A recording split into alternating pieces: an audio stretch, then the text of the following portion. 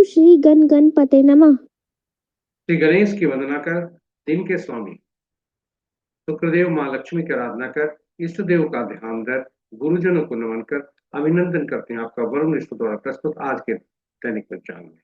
यह दैनिक पंचांग प्रतिदिन प्रस्तुत हुआ करता है। इसमें डेटा जो भी दिए जाते हैं दृक पंचांग से दिए जाते हैं, छवि तथा ध्वनि गूगल से दी जाती है और यह प्रस्तुति आप तक यूट्यूब के माध्यम से, यूट्यूब के सौजन्य से हम सफल पूर्वक आप तक पहुंचा पाने में समर्थ। तो चलिए प्रस्तुति के में चलने के पूर्व में पंचांग जिस प्रकार पांच भाग की इसके पांच अंग होते हैं, उसी प्रकार इस प्रस्तुति के पहले पांच भाग होते हैं। पहला भाग पंचांग मुहूर्त और ग्रहों के गोचर से संबंध रखता है, जिस और इसी पहले भाग में से पंचांग मुहूर्त को लेकर हम आपके सुझाव के अनुसार इस अनुरूप इसके इस प्रस्तुति का अलग रूप अलग से नित्य प्रस्तुत किया करते हैं।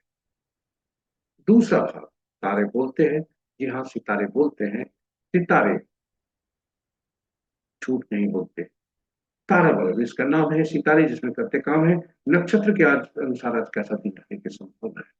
साथ ही साथ तारा बल्ब जिस पर आधारित है नवतारा चक्र उस पर चर्चा और विस्तृत चर्चा प्रस्तुति में, जिसके अनुसार हम ग्रहों की शुभता और अशुभता के बारे में पूरे जीवन काल में के लिए जान सकते हैं।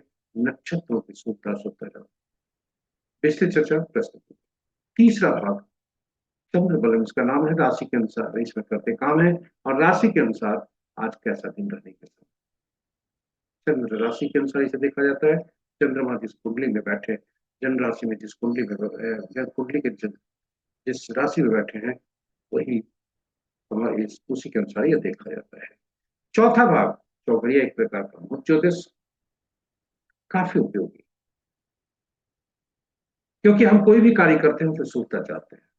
ऐसे में ये सूक्ष्म काल दर्शाता है, अवधि दर्शाता है जब कोई कार्य करने के लिए शुभ हो और ग्रहों से संबंधित की उपयोगिता काफी है। विस्तृत चर्चा प्रस्तुति। पांचवा भाग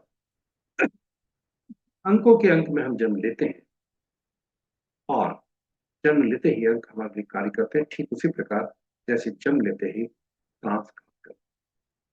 जी हाँ, और ये अंक काफी उपयोगी होते हैं, काफी कार्यकारी होते हैं। कुछ अंक सकारात्मक होते हैं, कुछ अंक हमारे लिए नकारात्मक होते हैं। यह प्रस्तुति विशेषकर अंकों को पहचानने के लिए आप अपने जन्म तिथि के अनुसार अंकों को कैसे पहचानें, कौन से अंक आपके शुभकारी है, कौन से अशुभकारी, कहां से स्रोत लाए उन अंकों को ठीक करने।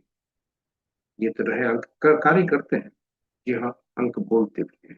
किसी भी माह के विभिन्न तिथियों को जन्मे जातक के लिए आज के अंक क्या संदेश लेकर आ रहे हैं, शुभता और अशुभता के संदर्भ में इसकी चर्चा भी इसी प्रस्तुति में। इस प्रकार पूरी प्रस्तुति आपके लिए ज्ञानवर्धक, रोचक तथा उपयोगी होने वाला है। कहीं जाइएगा नहीं, हमारे साथ बने रहिएगा।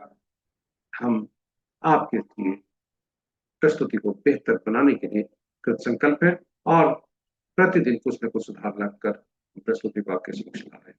यदि इस प्रस्तुति को आप पहली बार देख रहे हैं तो हमारे चैनल को सब्सक्राइब करें, साथ ही साथ नोटिफिकेशन बटन को दबाना न भूलें, ताकि हमारे हर प्रस्तुति की सूचना आपको मिल सके और आप उसके लाभ। अंत में पंचमहत थोड़ी सी चर्चा। पंचांग पंचांग का जो पांच अंग है वह हमारे लिए काफी उपयोगी है। तिथि लक्ष्य प्रदान करने वाला, वार आयु में वृद्धि करने वाला, नक्षत्र पापों को नाश करने वाला, रोग दोनों को योग रोगों को दूर में करने में सहायक और कर्मकारी सिद्ध दिलाता है। इसलिए पंचांग के पांचों अंग हमारे लिए काफी महत्वपूर्ण है, काफी उपयोगी है।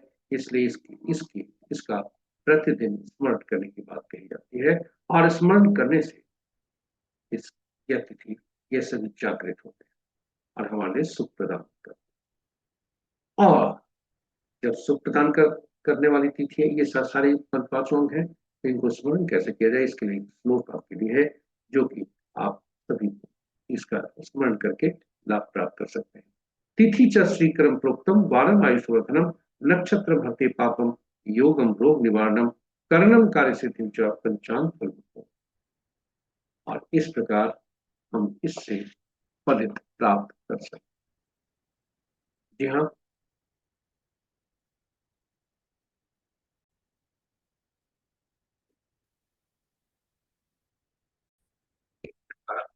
इस प्रकार पंचांग का स्मरण करके इसका श्रवण करना चाहिए, क्योंकि पुराणों में लिखा है कि पंचांग का श्रवण मात्र से गंगा स्नान तो लाभ होता है। गंगा का तात्पर्य जलीय तत्व से है, और जलीय तत्व हमारे शरीर में एक्टिवेट होती है, जो 70% से ज्यादा है। साथ ही साथ जलीय राशि जन्म कुंडली की जलीय राशि में बैठे ग्रह और जलीय राशि के स्वामी ये भी सुख प्रदान करते हैं। इसलिए प्रतिदिन प्रातः पंचांग का स्मरण श्रवण करना चाहिए। साथ ही साथ पंचांग की उपयोगिता इसके अनुसरण करने में और ज्यादा है, क्योंकि पंचांग हमारे निर्णय क्षमता को सुदृढ़ करता है, आत्मबल बढ़ाता है। पंचांग प्रकृति और ब्रह्मांड की ऊर्जा के साथ संतुलन स्थापित करने में सहायक होता है, जिससे जीवन में शांति, समृद्धि और सकारात्मकता का संचार होता है। अतः पंचांग का अनुसरण करके हम अपने जीवन को एक सफल और समृद्ध बना सकते हैं। तो चलिए आइए पंचांग की महत्ता को समझते हुए हम सब पंचांग का प्रतिदिन स्मरण, श्रवण और अनुसरण करें, और जीवन में वो अधिक सफल और समृद्ध बनाए। साथ ही साथ प्रस्तुति को साझा करें अपने मित्रों, परिजनों तथा शुभेच्छुओं के संग, ताकि वे भी पंचांग का अनुसरण करके पंचांग का स्मरण, श्रवण और अनुसरण करने के लिए प्रेरित हों और अपने जीवन को सफल और समृद्ध बनाएं। उनके इस प्रयास में हम सब एक माध्यम बनकर उन्हीं के भागी बने। इस प्रकार हम इस तरह आपको ले चलते हैं पंचांग के दैनिक पंचांग के पहले भाग, और जाने के क्रम में श्री राम का नाम उच्चारण करते हैं, और जहां श्री राम होते हैं वहीं भाई हनुमान भी होते हैं। जय श्री राम, जय भाई हनुमान। जय श्री राम। जय भाई हनुमान। स्वागत है आपका प्रस्तुति के पहले भाग में। आज का दिनांक 3 अप्रैल 2026, माह बैसाख, पक्ष कृष्ण, शाका संवत 1947 पाराभाव, विक्रम संवत 2083 सिद्धार्थी, और कलयुग का 5127 आज का सूर्योदय 5:40 पर, सूर्यास्त 6:06। आज का दिशाशुल sunrise at 5:40 AM and sunset at 6:06 PM। आज का दिशाशुल पश्चिम है, फिर भी इस दिशा में यात्रा करने को बाध्यता हुई तो जौ खाकर या दूध का सेवन करके यात्रा में शुभ है। पंचांग के 5 अंक इस प्रकार। तिथि प्रातः 8:42 तक प्रतिपदा, जो नंदा तिथि के अंतर्गत आता है। उसके बाद द्वितीय, जो भद्रा तिथि के अंतर्गत आता है। नक्षत्र रात्रि के 7:25 तक चित्रा, तत्पश्चात स्वाति। और ओम नमः शिवाय।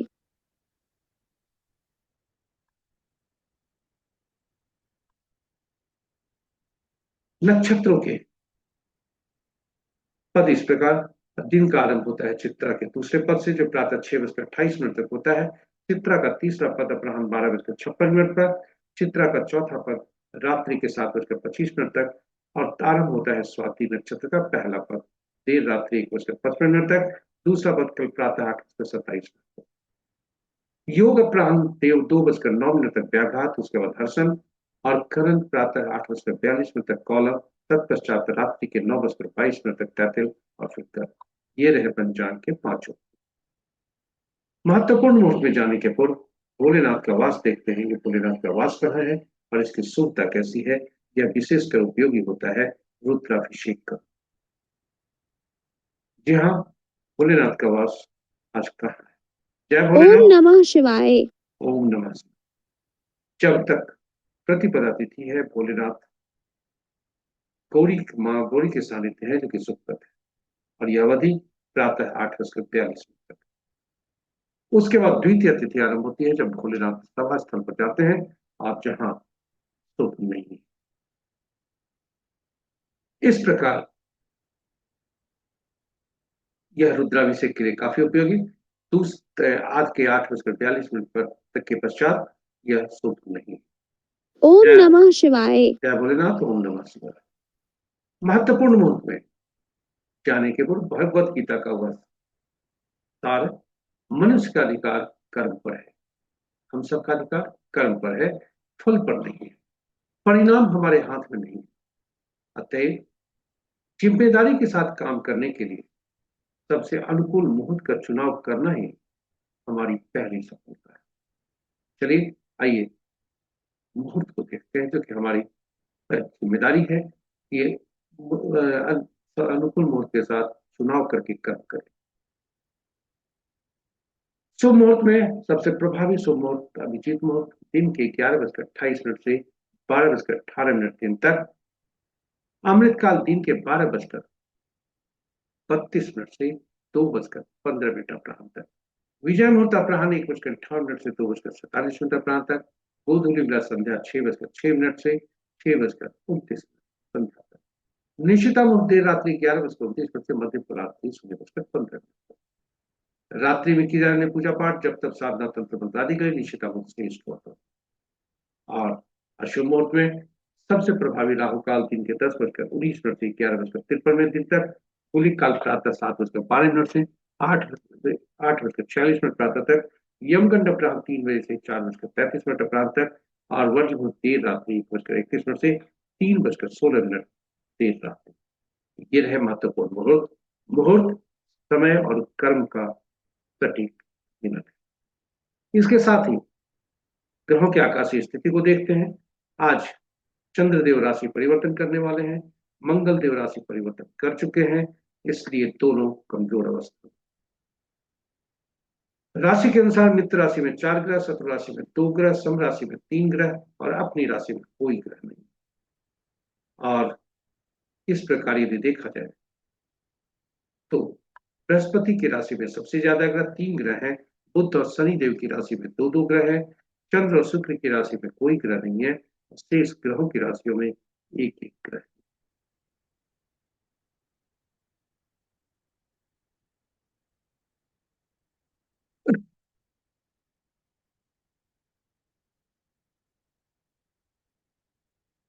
नक्षत्र के अनुसार यदि ग्रहों को देखा जाए तो मित्र नक्षत्र में एक ग्रह, शत्रु नक्षत्र में एक ग्रह, सम नक्षत्र में 3 ग्रह और अपने नक्षत्र में 4 ग्रह।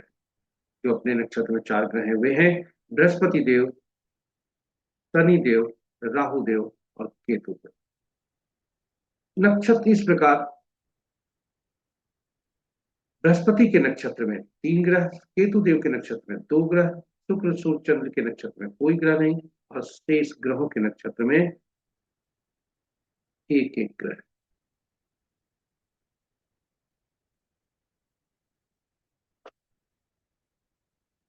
आज चंद्रमा का राशि परिवर्तन प्रातः 6:28 पर होगा, जब वे कन्या राशि से निकलकर तुला राशि में।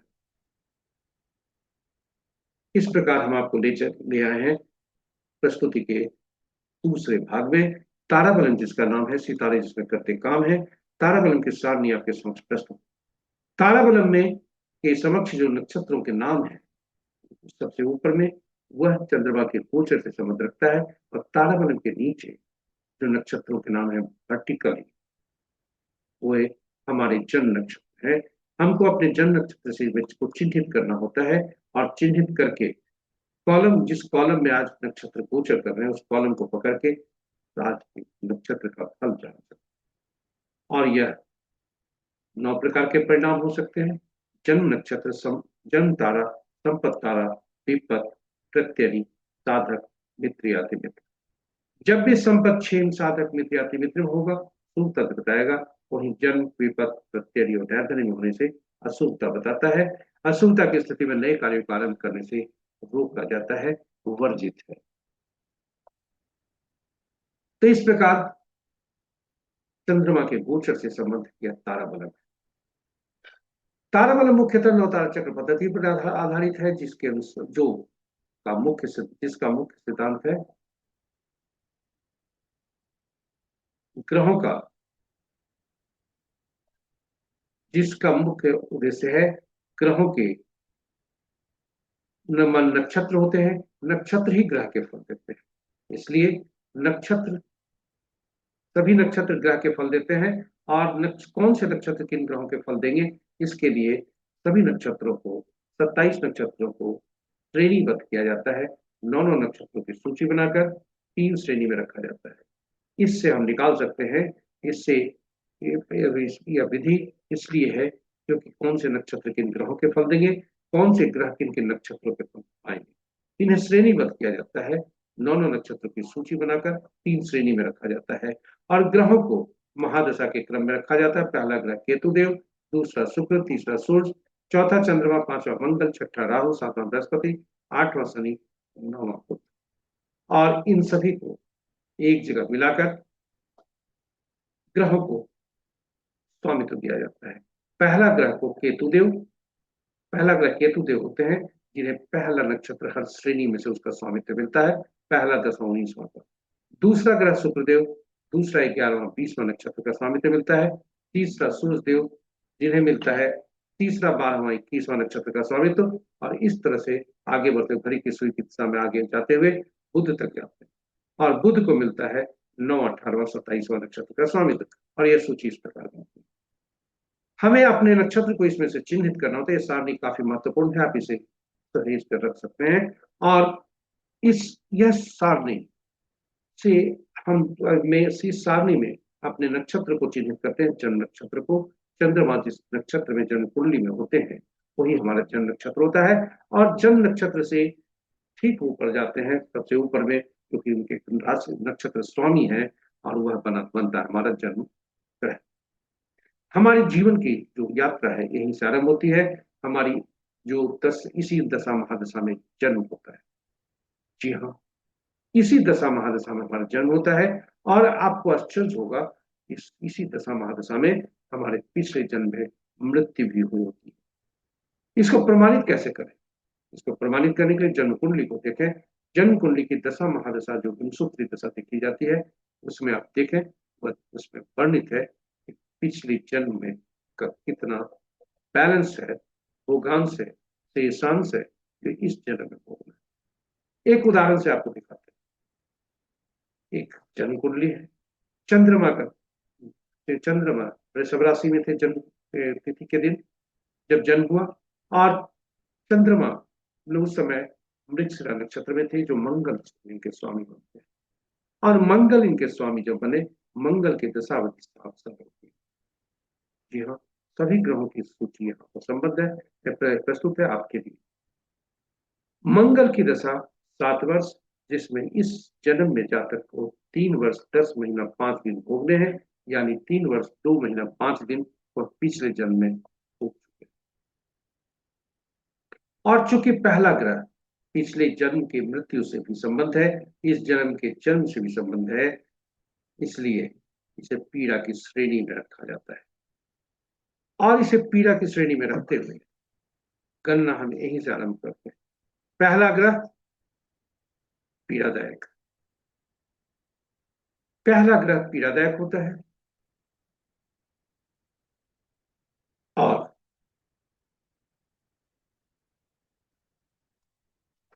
पहला ग्रह पीड़ादायक, वहां से घड़ी की सुई की दिशा में हम जब गिनती करते हैं तो दूसरा, चौथा, छठा, आठवां, नौवां, ये शुभ फलदायी होते हैं। और पहला, तीसरा, पांचवा, सातवां, ये अशुभ फलदायी होते हैं।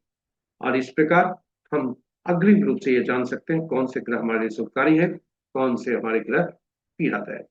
और जब यह हम जान सकते हैं, जान जाते हैं, तो हम इसमें ये पूरे जो शुभ ग्रह की महादशा होती है, होगी कब होगी यह भी जान जाते हैं। और जानने के बाद हम योजनाबद्ध तरीके से शुभ ग्रहों की दशा अंतर्दशा में शुभ कार्यों का निष्पादन और अशुभ पीड़ादायक अशुभ ग्रहों के नक्षत्र में दशा महादशा में हम अपने आप को मानसिक रूप से तैयार रख करते हैं पीड़ा को, चुनौती को सामना करने के लिए। इस प्रकार सभी ग्रह के बारे में हम अग्रिम रूप से जान सकते हैं।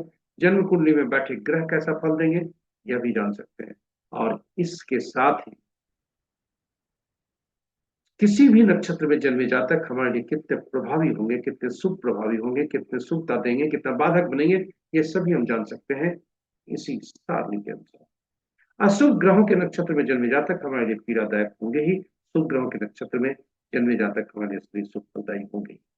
संपत्ति नक्षत्र में जन्मे जातक हमारे लिए बिजनेस पार्टनरशिप में संपत्तिकारी हो सकते हैं।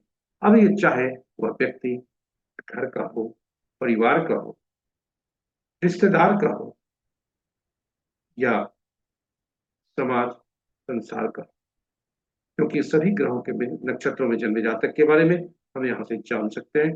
तो कौन किन के साथ हमारा संबंध अच्छा रहेगा, कौन हमारे लिए सुफलदायी होंगे, कौन हमारे लिए पीड़ादायक लाएंगे, बाधक होंगे, अशुभता लाएंगे या अति पीड़ादायक। इसलिए यह नवतारा चक्र पद्धति काफी उपयोगी है और यही वजह है कि नवतारा चक्र पद्धति पर हमने अलग से वीडियो भी आपके लिए पोस्ट करके रखा है, आप उसे देख सकते हैं।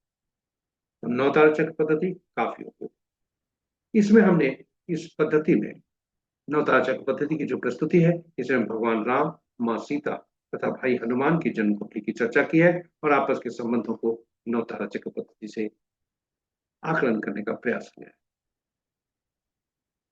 तो चलते हैं हम वापस ताराबलम पर। ताराबलम आज का चंद्रमा किस नक्षत्र में गोचर कर रहा है, यह आज चंद्रमा चित्रा नक्षत्र में गोचर करेगा रात्रि के 7:25 तक। उसके बाद आएगा स्वाति नक्षत्र और आज पहला भाग में पुष्य, अनुराधा और भाद्रपद नक्षत्र जातक के लिए ज्यादा पीड़ादायक होंगे। उसके बाद अश्लेषा, ज्येष्ठ और रेवती नक्षत्र के जातक होंगे, इसलिए ये अति पीड़ादायक होंगे, सावधानी बरतनी है। और वहीं आद्रा, स्वाति और सतविसा नक्षत्र में जन्मे जातक के लिए पुनर्वसु, विशाखा, पूर्वा, भाद्रपद नक्षत्र में जन्मे जातक के लिए दोनों भाग महत्वपूर्ण हो। अति मित्र, दोनों मित्र अति मित्र हैं, सुख फलदायी। इसी के साथ हम आपको ले चलते हैं तीसरे भाग। तीसरा भाग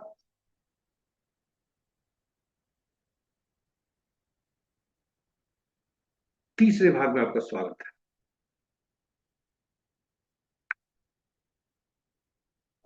चंद्रमा प्रातः 6:28 पर राशि परिवर्तन करेंगे और ये कन्या राशि से तुला राशि में जाएंगे। और इसका फल कैसा होगा आपके चंद्रबलन इसका नाम है, इसमें नक्षत्र राशि करते काम है। और आप देखें, मेष, कर्क, कन्या, वृश्चिक, धनु और मीन राशि के लिए शुभता के संकेत हैं। वही यदि तुला राशि में जाने के बाद मेष, वृषभ, सिंह, तुला, धनु और मकर के लिए शुभता के संकेत, इस राशि वाले जातकों के लिए शुभता के संकेत नहीं है। इसी के साथ हम आपको ले आए हैं चौघड़िया। चौघड़िया एक प्रकार का मूर्त ज्योतिष, काफी उपयोगी है शुभता जानने, शुभ और अशुभ समय को जानने के लिए, क्योंकि इसकी उपयोगिता काफी है। चाहे वो कार्य शुभ मुहूर्त का या शुभ अशुभ मुहूर्त दर्शाता है, शुभ कार्य करने के लिए इसका उपयोग किया जाता है, चाहे वो कार्य पूजा पाठ हो या कोई भी कार्य। हमने अभी जब पंचांग का प्रस्तुत कर रहे थे उसमें मुहूर्त में हमने चर्चा की थी, हमारी कार्य की सफलता उचित मुहूर्त को जब हम चुनते हैं, चुनाव करते हैं और उसमें कार्य करते हैं तो हमारी कार्य की पहली सफलता। इसलिए चौघड़िया यहाँ पर भी उपयोगी होता है और चौघड़िया की उपयोगिता काफी बढ़ जाती है जब ये ग्रहों से भी संबद्ध हो जाता है। चौघड़िया की उपयोगिता को देखते हुए हिंदी और अंग्रेजी में अलग से हमने वीडियो रखा है। संक्षेप में यहाँ बता दें, कुल 8 चौघड़िया दिन के होते हैं, 8 चौघड़िया रात के होते हैं और 7 साप्ताहिक दिनों से संबद्ध करने के लिए 7 ही चौघड़िया का नामकरण हुआ। 8वां चौघड़िया जो आदि का चौघड़िया दिन का या रात का होता है वही अंत का चौघड़िया हो सकता है। इस प्रकार चौघड़िया का संबंध साप्ताहिक दिनों से होता है और साप्ताहिक दिन के शासक ग्रह शासक अलग अलग ग्रह बंद होते हैं, 7 ग्रह, और ये शासक ग्रह विभिन्न कार्यों के लिए उपयुक्त होते हैं, फलदायी होते हैं। इस प्रकार चौघड़िया का भी संबंध विभिन्न ग्रहों से और उनके कार्यों से हो जाता है। तो ये रहे चौघड़िया के बारे में छोटी सी जानकारी। विस्तृत चर्चा हमारी प्रस्तुति में देखें। चौघड़िया को जब देखते समय यह जरूर देखना चाहिए कि जिस कार्य को हम करने जा रहे हैं उसमें तो कहीं अशुभता से अभिव्याप्त तो नहीं है। दिन में 3 तरह की अशुभताएं होती है। पहला पारवेला, दूसरा कालवेला, तीसरा राहु काल। और ये 3 तरह की अशुभताएं होती रात्रि में, काल रात्रि। अनुभव के आधार पर जो हमने पाया है, किताबों में अभी तक हमने नहीं पाया, अनुभव के आधार पर जो हमने पाया है वह यह है कि दिन का जो चौघड़िया वो करता है, दिन सूर्यदेव का प्रभुत्व होता है दिन, और सूर्यदेव का प्रभुत्व होता है जरूर है, किंतु शनिदेव जो सूर्यदेव से नाराज रहते हैं, इसलिए शनि का चौघड़िया प्रतिदिन काल चौघड़िया से व्याप्त रहता है। वहीं रात्रि चंद्रमा का प्रभुत्व और बुध देव नाराज, इसलिए रात्रि का चौघड़िया, रात्रि में लाभ चौघड़िया प्रति रात वह काल रात्रि से अतिव्याप्त होता है। यह किताबों में नहीं है, आप हमने साझा किया इस प्रस्तुति को देख करते करते इसमें अनुसंधान अनुसंधान करके हमने पाया जो आपसे साझा किया। तो चलिए, हाँ, काल शनि का चौघड़िया, काल चौघड़िया यदि अशुभता से दिव्यात्म जरूर है, लेकिन धनुपार्जन हेतु की जाने वाली गतिविधियों के लिए अति लाभदायक है। साथ ही साथ शनिदेव दो ही चीज कहते हैं, पहला तो कर्म, दूसरा ईमानदारी। जी हाँ, ईमानदारी की, जवाबदारी की और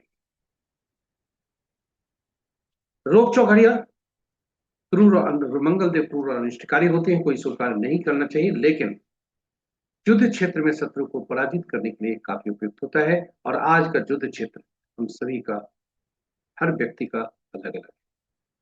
विद्यार्थी के लिए उनका विद्यार्जन, वहां कंपटीशन, नौकरी पेशा वाले के लिए प्रमोशन, उनके उपलब्धियों का में भी जो ये है, वहां भी प्रतिस्पर्धा, वहां भी मंगल का कार्य। और इस तरह से अगर कहें तो व्यवसाय के लिए भी, यहाँ तक कि यहाँ तक कि जब हम व्यवसाय के लिए ऋण लेते हैं तो वह भी मंगल के लिए, तो मंगल ही। और अंत में हमारा रोग, इसमें भी मंगल ही कार्यकारी है। इस प्रकार शत्रुहंता के रूप में मंगल जाना जाता है। और चलिए आज का देखते हैं चौघड़िया क्या कहता है। आज दिन चर चौघड़िया से दिन आरंभ है, चर चौघड़िया से दिन समाप्त भी है। रात्रि रोग चौघड़िया से आरंभ है, रोग चौघड़िया से समाप्त है। दिन में अमृत चौघड़िया जो 8:46 से 10:19 तक है, वो वार विलास से ग्रसित है। और काल चौघड़िया जो राहु 10:19 से 11:53 तक है, वह राहु काल और काल विलास से ग्रसित है। वहीं रात्रि का लाभ चौघड़िया रात्रि के 9 बजे से 10:26 तक है, वह काल रात्रि से। तो ये रहे आज का चौघड़िया के स्कोप। पांचवें भाग में आपका स्वागत है। पांचवा भाग अंकों के अंक से संबंध है, और ये अंक होते हैं 1 से 9 तक। जी हाँ, अंक जन्म लेते के साथ जिस प्रकार सांस काम करते हैं, उसी तरह ये अंक काम करते हैं। और कुछ अंक शुभ होते हैं, कुछ सकारात्मक प्रभाव डालते हैं, कुछ नकारात्मक प्रभाव डालते हैं।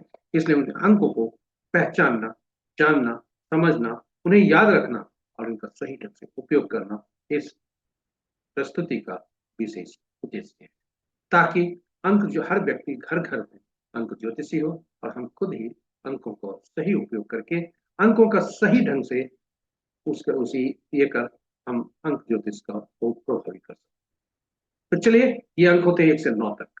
और 9 तक अंक देखें, शून्य को गणना में नहीं लेते, एकल अंक ही प्रयोग करते हैं। तो जब भी दो अंकों या दो से ज्यादा अंकों का समूह आता है, तो हम सभी अंकों को जोड़कर एकल अंक में परिवर्तित कर लेते हैं। 1 से 9 तक के अंक को देखें तो पांचवा अंक महत्वपूर्ण होता है, क्योंकि यह संतुलित करता है अपने से पूर्व और बाद के आने वाले अंकों। ये एक अंक, ये सभी अंक शासित होते हैं विभिन्न ग्रहों से, जिनके अलग अलग तत्व, गुण और ऊर्जा होती है, जो कि इन अंकों में भी समाहित हो जाता है। 1 के सूर्य, 2 के चंद्रमा, 3 के बृहस्पति, 4 के राहु, 5 के बुध, 6 के शुक्र, 7 के केतु, 8 के शनि, 9 के मंगल। और इन अंकों को विशेष नामों से जाना जाता है, उनके तत्वों, गुणों और ऊर्जा के आधार पर। 1 को राजा, सरकार, बॉस या पिता से, 2 को रानी, पार्टनर, माता से, 3 को गुरु, सलाहकार से, 4 को शरारती तत्वों से, नियम तोड़ने वाले व्यक्तियों से, बहुत ज्यादा सोचने वाले व्यक्तियों से, कल्पना में रखने वाले व्यक्ति, 5 राजकुमार से, 6 को मंत्री से, 7 मंत्री यानी सुख सुविधा प्रदान करने वाले व्यक्तियों से, पत्नी को भी शुक्र से जोड़ा जाता है पुरुषों के लिए, 7 धर्मगुरु से, यानी जिन्हें भविष्य में घटने वाली घटनाओं का पूर्वाभास हो, 8 अधीनस्थ यानी समाज के नीचे तबके के लोग, हमारे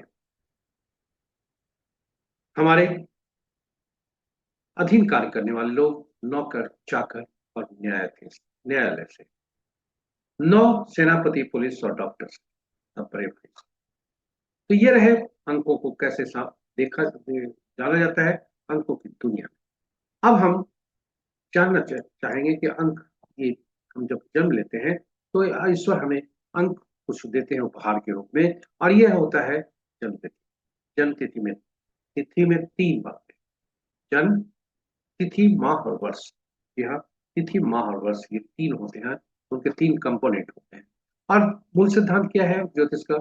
इन अंकों को जब भी एक से अंक ज्यादा अंक प्रयोग होते हैं, इनको एक अंक में परिवर्तित कर लेते हैं, एक अंक में परिवर्तित करते हैं और जोड़कर फिर उसका उपयोग करते हैं।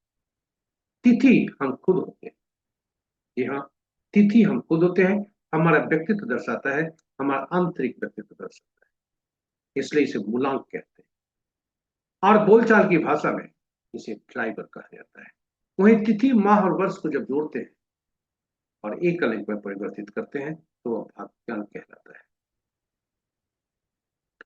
तिथि हमारा आंतरिक व्यक्तित्व, तिथि, माह और वर्ष हमारा भाग्यांक, और तिथि माह को जोड़कर एक अंक में परिवर्तित करते हैं तो वो एटीट्यूड नंबर या अचीवमेंट नंबर कहलाता है, जो हमारा बाह्य व्यक्तित्व दर्शाता है।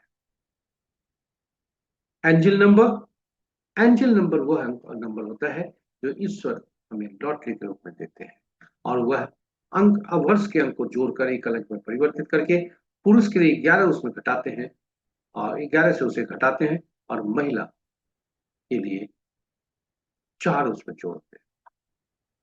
जब भी जन्म तिथि में या गणना में 11, 22, 33 होता है, वो कुछ पूर्व जन्म के आत्मा से संबंध होता है।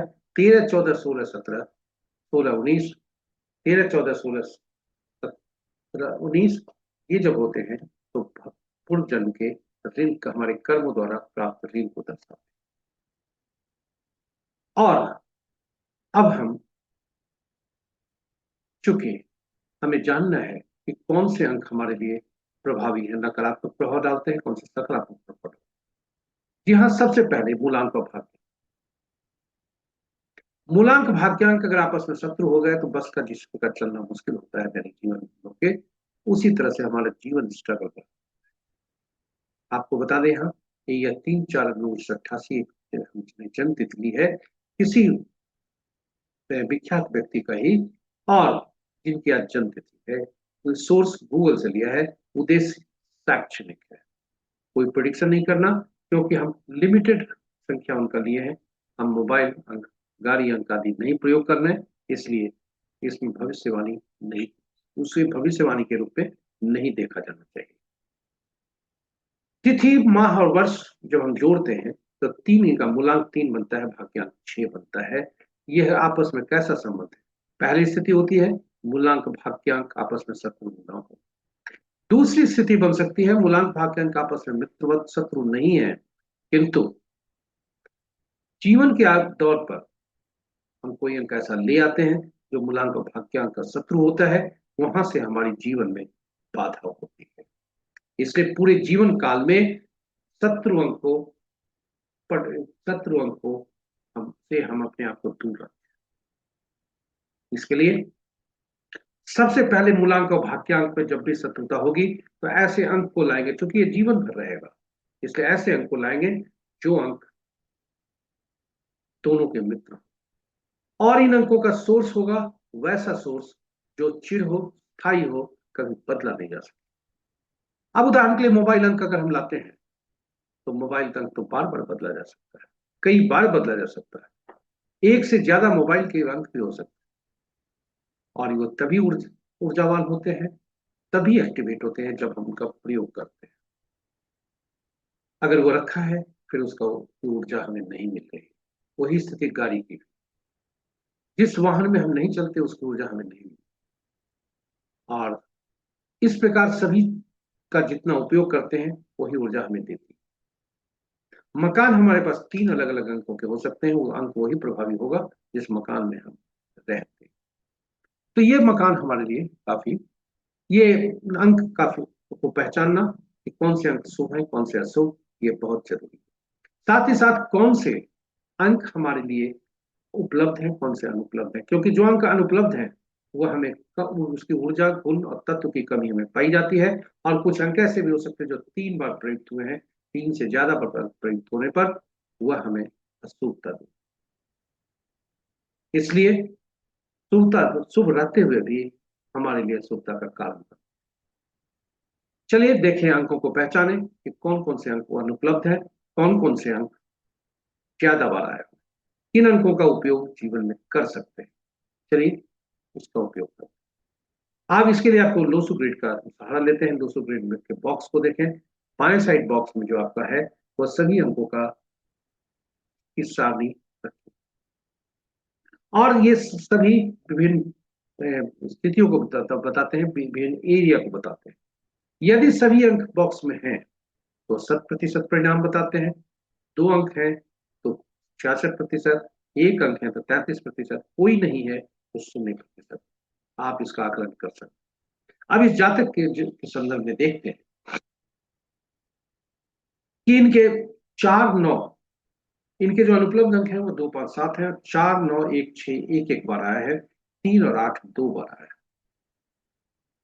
इनकी जो मध्य थॉट प्लेन है वो 100% परिणाम दे रहा है, और प्रैक्टिकल प्लेन भी 100।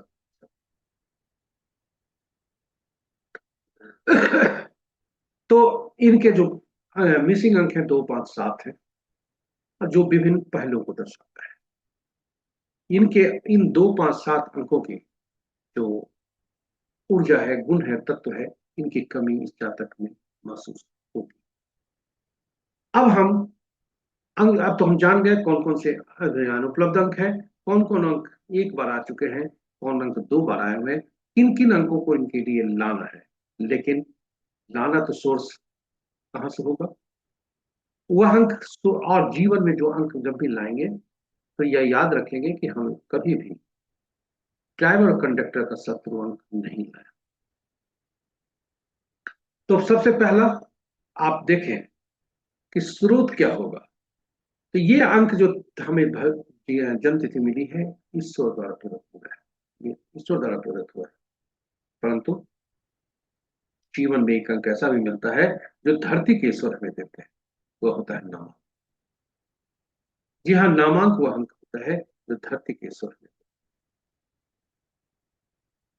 हैं। और धरती के ईश्वर इस प्रकार देते हैं नामांक के रूप में। आप कहेंगे नाम में तो अंक होता है,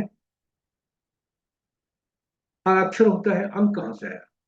सॉरी, नाम में अक्षर होता है, अंक कहां से आया? इसके लिए अक्षरों का अंकीय मूल्य होता है, यह सारणी आपके सामने प्रस्तुत है, और इसी से अंक इन नाम में प्रयुक्त हुए अक्षरों को उनके अंकीय मूल्य में परिवर्तित कर देते हैं, और फिर उसका उपयोग करते हैं। नाम में प्रयुक्त हुए इस प्रकार, इनका नाम है दुष्यंत चौटाला। जी हाँ, ये दुष्यंत चौटाला का जन्म तिथि है। इन्हें जो पॉलिटिशियन है, इन्हें जन्म तिथि के हार्दिक। इनके नाम में जब भी वॉवेल अंक ज्यादा अंक देते हैं और कॉन्सोनेंट कम देते हैं, यह अति उत्तम है। इन जातक का भी वॉवेल ज्यादा है, कॉन्सोनेंट कम है, अति उत्तम है। अब हम इनका जो जन्म तिथि है, इनका जो मूलांक, ये जो नाम का पहला अक्षर 4 अंक दे रहा है, और नाम का जो अंक है, नामांक वह 8 दे रहा है। नाम का पहला अक्षर काफी महत्वपूर्ण होता है। नाम का पहला शब्द जैसे इनके लिए दुष्यंत काफी महत्वपूर्ण है, और दुष्यंत का डी उससे भी ज्यादा महत्वपूर्ण है, क्योंकि जब भी हम समूह में रहते हैं, नाम का पहला अक्षर जब पुकारा जाता है, चेतना वहां जाती है, ऊर्जा सबसे ज्यादा उसमें आती है। इसलिए नाम का पहला अक्षर हमारे ड्राइवर और कंडक्टर का शत्रु नहीं हो, और नामांक हमारा ड्राइवर और कंडक्टर का शत्रु नहीं हो।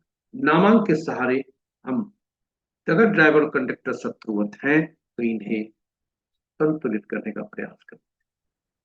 तो चलिए देखते हैं जातक का किसी के लिए भी शत्रु अंक कौन कौन है। हम याद रखें, इनका ड्राइवर का 3 है, कंडक्टर 6 है, और इनका जो एंजल नंबर है वह 3 है। नामांक 8 है। ये सभी अंक हम नोट कर लेंगे, नोट करके चलते हैं आगे बढ़। एक का शत्रु 8 होता है, 2 का 4 6 8 9, 3 का 6 4 का 8 9 4 2, 5 का कोई नहीं, 6 का 3 9, 7 के 7 9 3, 8 के 1 2 9 4 8, और 9 के 6 4 2 8। अब देखें इनका मूलांक और भाग्यांक आपस में शत्रु।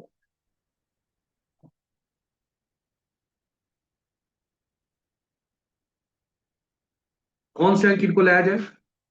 तो 8 दो बार प्रयुक्त हो चुके हैं, 3 का शत्रु 8 नहीं है और 6 के शत्रु भी 8 नहीं,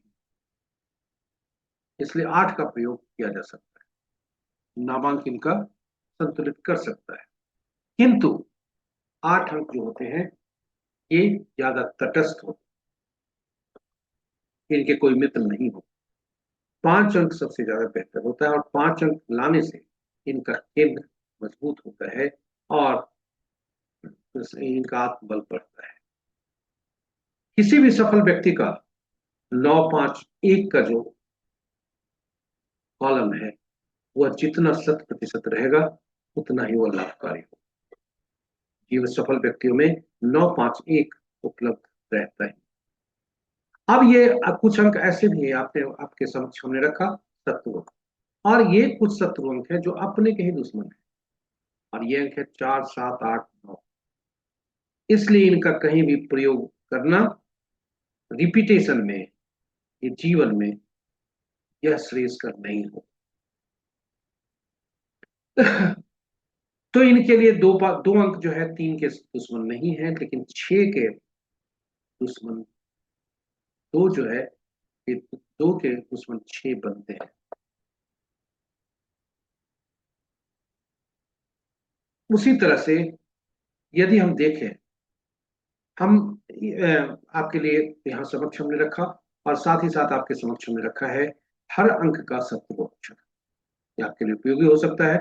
और अंत में यहाँ तक हमने देखा अंक कैसे कार्य करते हैं। जी हाँ, नकारात्मक जो आपके अंक हैं उससे आप बचें और उनसे दूरी बनाए रखें।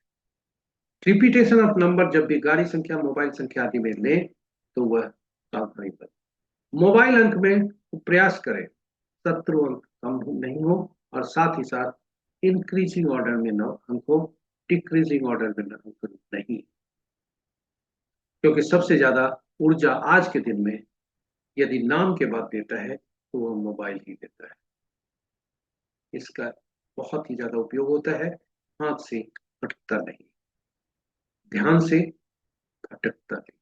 ध्यान भटकाता है लेकिन ध्यान हमारा मोबाइल पर ही रहता है, इसलिए इसकी ऊर्जा काफी होती है और इसलिए इसका सही चयन करना हमारे लिए श्रेयस्कर होता है। चलिए अब हम देखते हैं वर्ष का अंक कैसे निकालें, ये वर्ष कैसे बीते। यह भी एक जानकारी है जो आपके लिए काफी उपयोगी हो सकता है।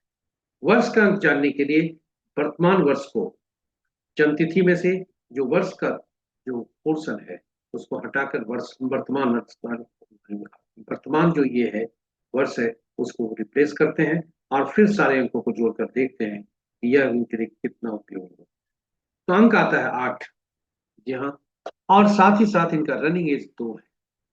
2-8 आपस में शत्रु होते हैं, 8-2 भी आपस में शत्रु होते हैं। साथ ही साथ ये 2 के जो इनका भाग्यांक 6 है वह शत्रु होता है। इस प्रकार जो साइकिल बनती है वह शत्रुवर्त की बनती है, इसलिए इन्हें सावधानी बरतने की जो आवश्यकता 50-50 का चांस, ज्यादा अंक शत्रुवर्त है। ये रहे हम वर्ष कल कैसा निकाल सकते हैं अपना, आप अपना निकालिए, सभी का निकालिए, और अंत में हम आपको ले चलते हैं अंकों की दुनिया के अंतिम में। अंक बोलते हैं। जी हाँ, आज के अंक 8 हैं और 8 अंक क्या बोल रहे हैं? ये अंक बोल रहे हैं कि ये अंक शत्रुवत है लगभग सभी अंकों से, केवल मित्र तटस्थ है, मित्र किसी के नहीं है, तटस्थ है 5, 6, 7 से, यानी किसी भी माह के 5, 14, 23, 6, 15, 24, 7, 16, 25 को जन्मे जातक के साथ ये तटस्थ रहेंगे, यानी दिन साधारण हो। वहीं 1, 10, 19, 28, 2, 11, 20, 29, 3, 12, 21, 30, 4, 13, 22, 31 तारीख को जन्मे किसी भी माह के जातक के साथ इनकी शत्रुता रहेगी, और इसलिए इनका दिन में सावधानी जरूर।